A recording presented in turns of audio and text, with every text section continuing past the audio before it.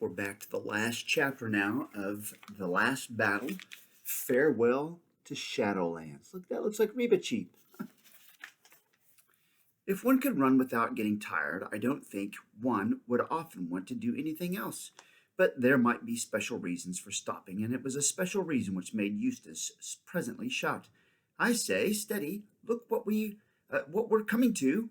And well he might, for now they saw before them Cauldron Pool, and beyond the pool the high unclimbable cliffs, and pouring down the cliffs thousands of tons of water every second, flashing like diamonds in some places, and dark glassy green in others, the Great Waterfall, and already the thunder of it was in their ears. "Don't stop! Further up and further in!" called Farsight, tilting his flight a little upwards. "It's all very well for him," said Eustace, but Jewel also cried out, "Don't stop! Further up and further in! Take it in your stride!" His voice could only just be heard above the roar of the water, but next moment everyone saw that he had plunged into the pool, and helter-skelter behind him, with splash after splash, all the others did the same. The water was not bitingly cold, as all of them, and especially Puzzle, expected, but of a delicious, foamy coolness. They all found they were swimming straight for the waterfall itself. "This is absolutely crazy," said Eustace to Edmund. "I know, and yet," said Edmund. "Isn't it wonderful?" said Lucy. Have you noticed one can't feel afraid even if one wants to? Try it."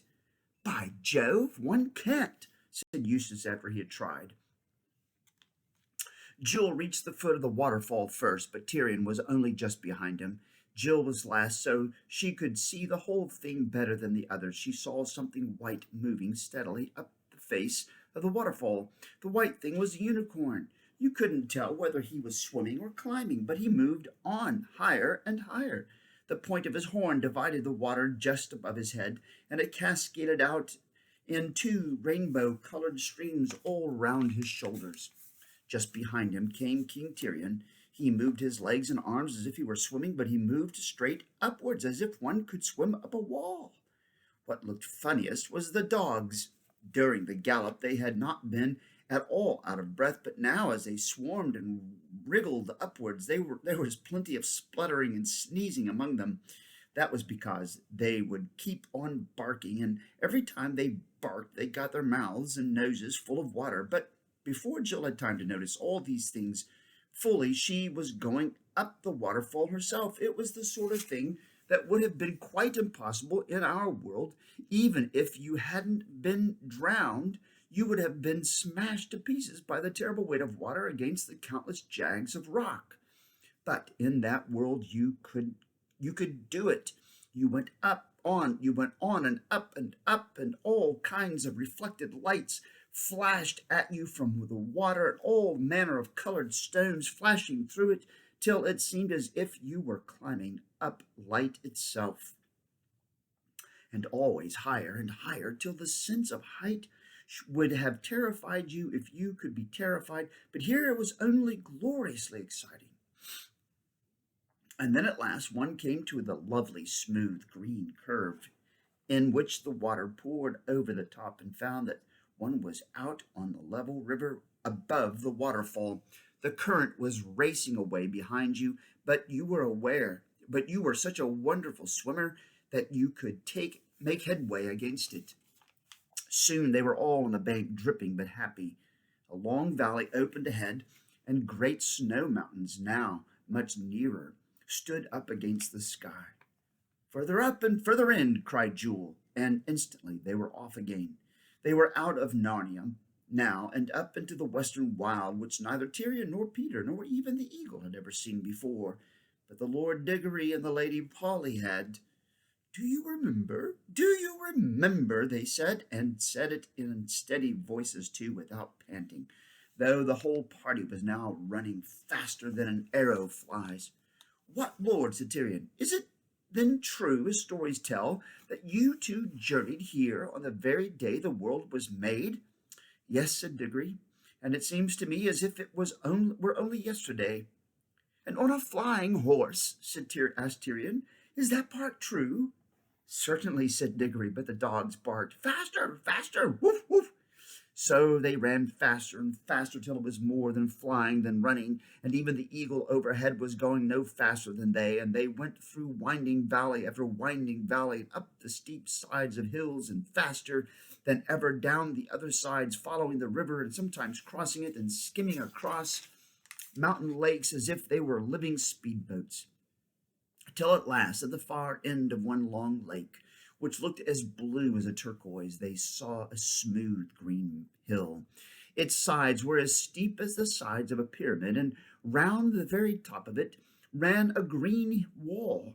But above the wall rose the branches of trees whose leaves looked like silver and their fruit like gold. Further up and further in, roared the unicorn, and no one held back. They charged straight at the foot of the hill, and then found themselves running up it almost as water from a broken wave runs up a rock out at the point of some bay. Though the slope was nearly as steep as the roof of a house, and the grass was smooth as bowling green, no one slipped. Only when they had reached the top, the very top, did they slow down. That was because they found themselves facing great golden gates, and for a moment none of them was bold enough to try if the gates would open. Then all felt just as they had felt about the fruit. Dare we? Is it right? Can it be meant for us?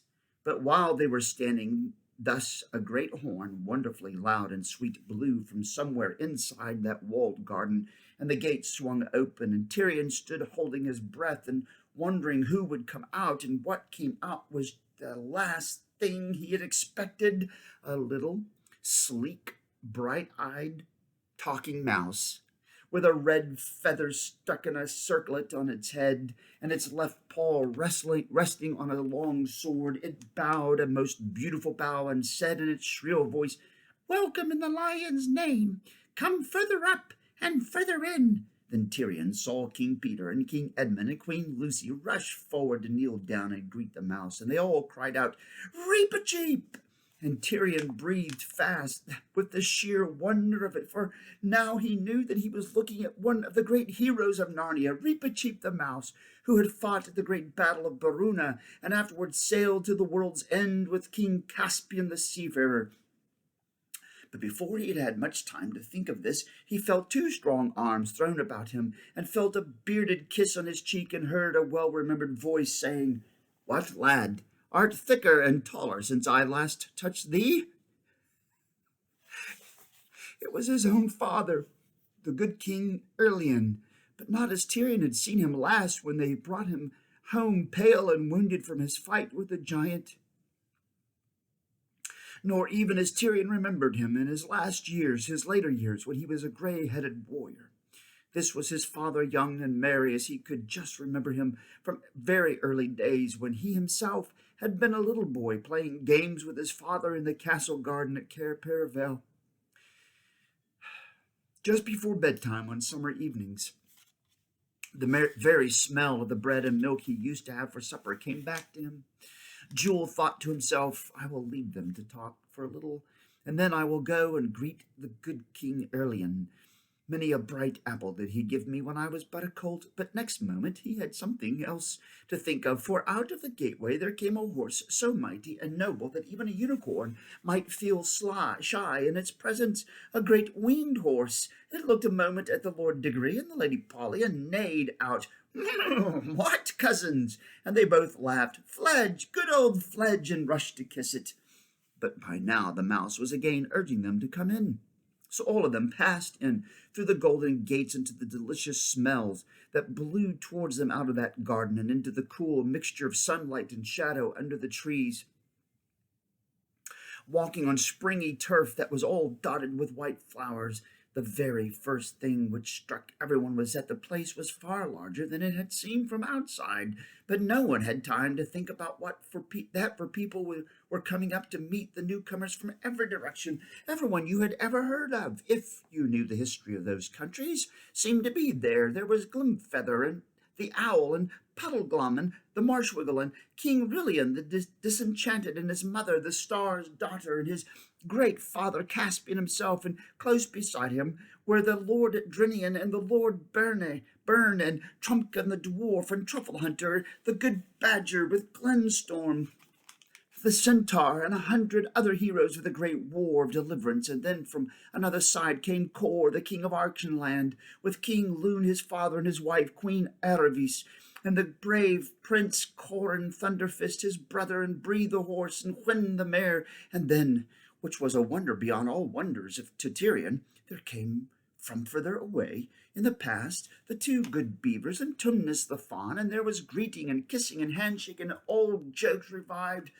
You've no idea how good an old joke sounds when you take it out again after a rest of 500 or 600 years. And the whole company moved forward to the center of the orchard where the phoenix sat in a tree and looked down upon them all. And at the foot of that tree were two thrones, and in those two thrones a king and queen so great and beautiful that everyone bowed down before them, and well they might, for these two were King Frank and Queen Helen, from whom all the most ancient kings of Narnia and Archenland are descended. And Tyrion felt as you would feel if you were brought before Adam and Eve in all their glory. About half an hour later, or it might have been half 100 years later, for time there is not like time here, Lucy stood with her dear friend, her oldest Narnian friend, the fawn Tumnus, looking down over the wall of that garden and seeing all Narnia spread out below. But when you looked down, you found that this hill was much higher than you had thought. It sank down with shining cliffs, and thousands of feet below them, and trees in that lower world looked no bigger than grains of green salt. Then she turned inward again and stood with her back to the wall and looked at the garden. I see, she said at last, thoughtfully. I see now. This garden is like the stable. It is far bigger inside than it was outside.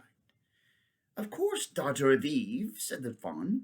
The further up and the further in you go, the bigger everything gets. The inside is larger than the outside. Lucy looked hard at the garden and saw that it was not really a garden at all, but a whole world, with its own rivers and woods and sea and mountains.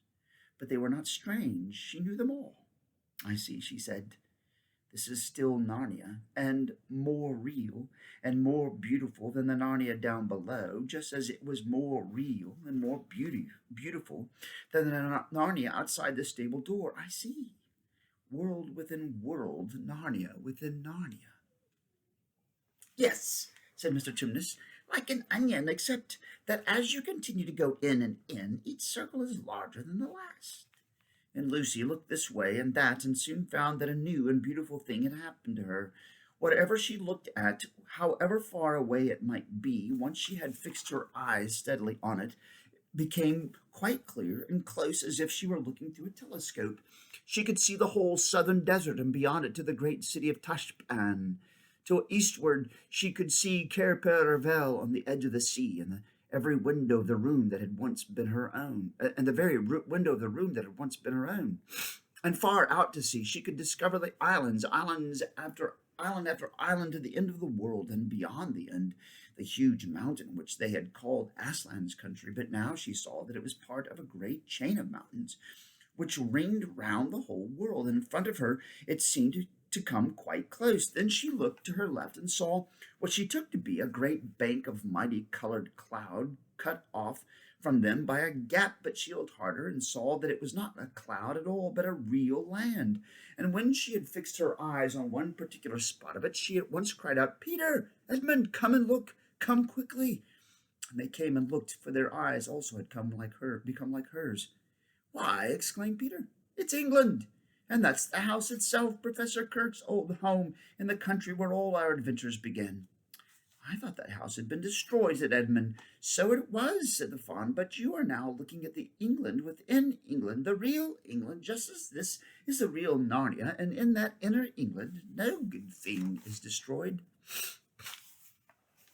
Suddenly they shifted their eyes to another spot, and then Peter and Edmund and Lucy gasped with amazement and shouted out and began waving. For there they saw their own father and mother waving back at them across the great deep valley. It was like when you see people waving at you from the deck of a big ship when you are waiting on the quay to meet them. How can we get to them? Said Lucy. That is easy, said Mr. Tumnus. That country and this country, all the real countries, are only spurs jutting out from the great mountains of Aslan. We have only to walk along the ridge, upward and inward, till it joins on, and listen. There is King Frank's horn. We must all go up. And soon they found themselves all walking together in a great bright procession it was, up towards mountains higher than you could see in this world, even if they were there to be seen. But there was no snow on those mountains.